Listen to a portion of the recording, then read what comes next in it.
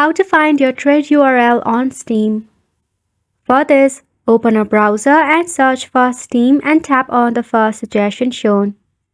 After you land here in the web page, make sure you are logged in. Now this is the username that should pop up once you are logged in. Then, search for your nickname that you will find right here in the middle of the dashboard and tap on it and wait for it to load. Your Steam profile looks something like this. So right here, scroll down and tap on Inventory option given in the box. From here, tap on Trade Offers at the top of the screen.